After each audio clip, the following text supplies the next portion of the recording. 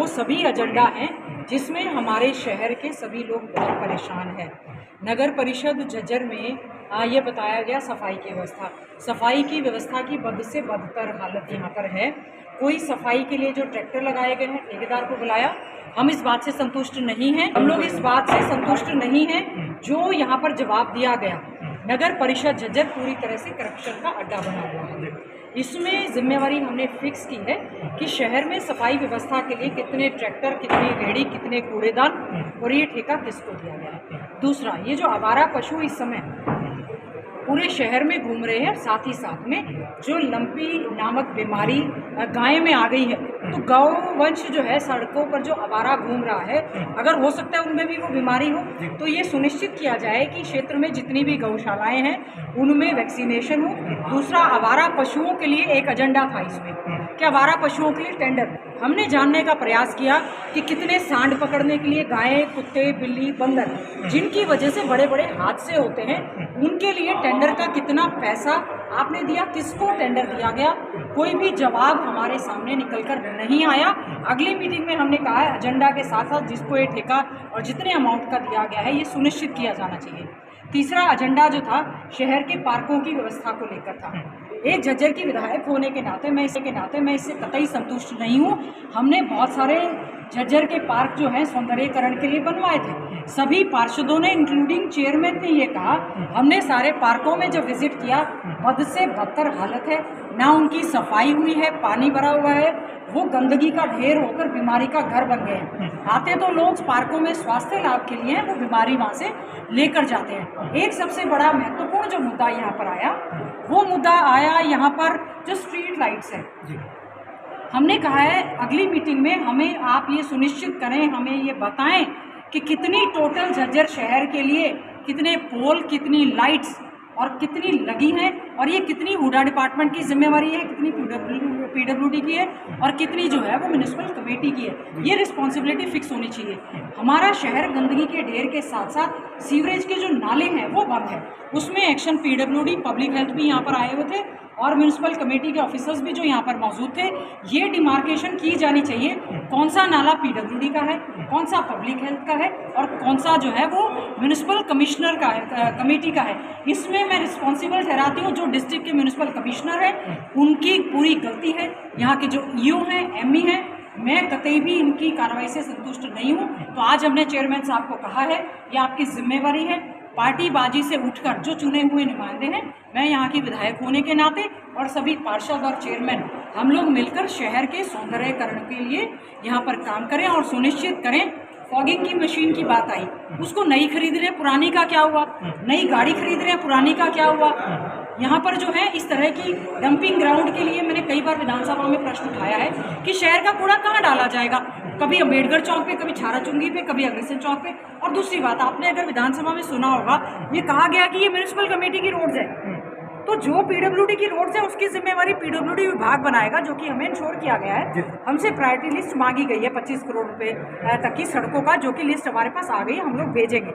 लेकिन municipal committee अपनी जिम्मेवारियों से नहीं भाग सकती। मैं आपके माध्यम से ये चेतावनी देना चाहती हूँ कि इतने पत्र, वीडियो, फोटो हमने भेजी है, अगर हमारे म्यूनिसिपल कमेटी के ऑफिसर्स नहीं सुधरेंगे, मैं उनके ऊपर कार्रवाई करवाने का तुरंत कार्य करूंगी।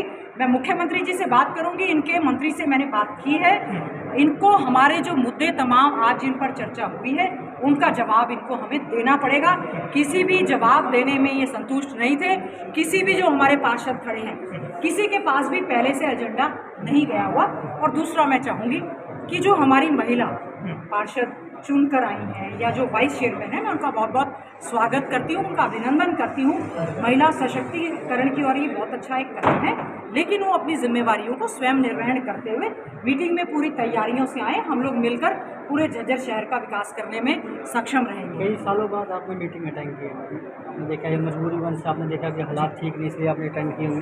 तो इस मीटिंग में आपको जितने मुद्दे आपने दिखाई दिए, उन मुद्दों पर आप कैसे देखते हैं, क्या इम्प्रूवमेंट हो गया, ऐसा आपको दिख रहा है या सिर्फ बैठकों तक सीमित रह जाएगी? मुझे आज की मीटिंग अटेंड करके बहुत ज़्यादा दुख हुआ, और दुख इस बात का हुआ कि मैं चुनी हुई यहाँ की विधायक हूँ। पार्षद हमें, हमारे साथी मिलते रहे हैं, बताते रहे हैं सभी लोग समस्याएं बताते रहे। मैंने भी बार बार यहाँ के ईओ को, डीएमसी के, डीसी के माध्यम से बहुत सारी चिट्ठियाँ लिखी।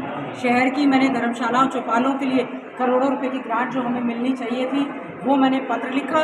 इन्होंने ना तो उसका पत्र का कोई हमें जवाब दिया। तो मैंने मुख्यमंत्री जी से, चीफ सेक्रेटरी से और कंसर्न मिनिस्टर से भी बात करने का काम किया।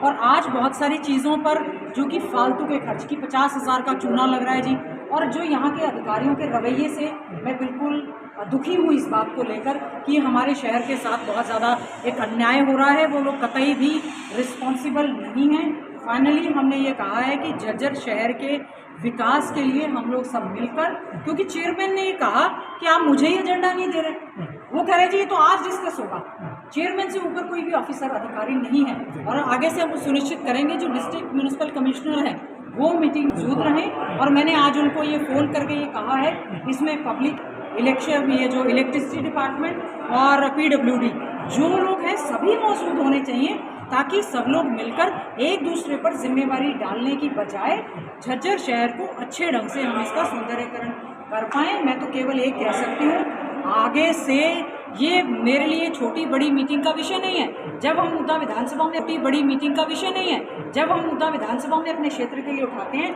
ये हमारी जिम्मेवारी है। इन तमाम मुद्दों को हम यहाँ पर उठाएं और उन पर कार्रवाई करवाने का काम करें। करप्शन की आपने बात की है कि करप्शन का अड्डा बन गया नगर परिषद, इसको कैसे देखते हैं? क्या अधिकारियों तक सीमित है करप्शन, या फिर करप्शन का पूरी तरह से अड्डा ये बना हुआ है? और मेरा सबसे बड़ा ऑब्जेक्शन जो है नगर परिषद के वाइस चेयरमैन का जो चुनाव हुआ है, इसको मैं पूरी तरह से इलेक्शन कमीशन में भी इस बात की मैं शिकायत करूंगी और ऑफिसर्स के खिलाफ भी कार्रवाई की मैं इसमें मांग करूंगी। जब ये नगर परिषद में वाइस चेयरमैन का चुनाव होने वाला था, यहाँ पर जो है ईवीएम मशीनें रख दी गई थी और कैंडिडेट भी डिक्लेयर हो गए थे। देखिए, मैं विधायक होने के नाते ना हमने चेयरमैन के इलेक्शन में पार्टिसिपेट किया, ना ही हमने वाइस चेयरमैन के लिए, लेकिन इलेक्शन कमीशन और यहाँ पर जो है पूरी तरह से लोकतंत्र की धज्जियाँ उड़ी। ये जो है एक बीजेपी के कार्य, मतलब उनका अड्डा सा बन गया अंदर। और वो ईवीएम मशीनें मैं जानना चाहती हूँ जिनमें वोट पड़ गए थे, जब कैंडिडेट 2 हो गए थे, ईवीएम मशीनें रख दी गई थी, वोट उसमें पड़ गए थे, उसके बाद उन ईवीएम मशीनों का क्या हुआ? अगर ये आज भी, पहले भी हम लोग इलेक्शन को हमेशा कम करते रहते हैं और हमेशा हमारी पार्टी का एक रहा भी है कंप्लेंट कि जब ईवीएम मशीनें रखी गई और उसमें वोट पड़ गए थे तो उन मशीनों को क्या सील कर दिया गया, क्या उनको कैंसिल कर दिया गया? जो रिटर्निंग ऑफिसर थे, क्या उन्होंने यूनानिमस पर साइन करवाए? तरह से भारतीय जनता पार्टी के धक्के से बहुत सारे यहाँ पर जो उनके पदाधिकारी हैं वो घुस गए, उन्होंने यहाँ पर दबाव बनाने का काम किया। मेरा केवल एक विषय ये है कि उन ईवीएम मशीनों का क्या हुआ जिसमें कि इलेक्शन का प्रोसेस जो है वो स्टार्ट होने के बाद जो वोट पड़ गए थे, जब एक पार्षद ने अपने वोट डाल दिए तो वो अपने दोबारा से गलती से भी अगर एक वोट पड़ जाता है तो वो कैंसिल माना जाता है। तो जो वो वोट पड़ गए थे, उन वोटों का और मशीनों का क्या हुआ, ये भी बहुत ही बड़ा एक चिंता का विषय है। यहाँ पर पूरी तरह से लोकतंत्र की मैं समझती हूँ हत्या हुई है, कोई सिस्टम यहाँ पर चल नहीं रहा है। यहाँ के अधिकारी केवल और केवल सीएम वीडियो ऑनलाइन से नहीं चलेगा, ऑफलाइन सभी लोग मिलजुल कर प्रयास रहेंगे। मैं मीडिया के बंधुओं का भी बहुत बहुत धन्यवाद करना चाहती हूँ कि तमाम मुद्दों को आपने भी उठाने का काम किया है। इस समय आपकी भी मदद चाहिए रहेगी। हम पूरे शहर के सफाई व्यवस्था को, आवारा पशुओं का, स्ट्रीट पार्कों का सौंदर्यीकरण मुहिम के तहत शहर को सुंदर और अच्छा बनाने का प्रयास करेंगे। और मैंने सीसीटीवी कैमरा पर कहा है कि यहाँ पर होनी चाहिए, क्योंकि अपराध लगातार बढ़ता जा रहा है। प्राइवेट कैमराज को आप खंगालते हैं, सरकारी कैमरा लगा होना यहाँ पर जिम्मेवारी है। जो यहाँ पर दिए गए हैं मैं संतुष्ट नहीं हूँ। अगली में हमने कहा एक तो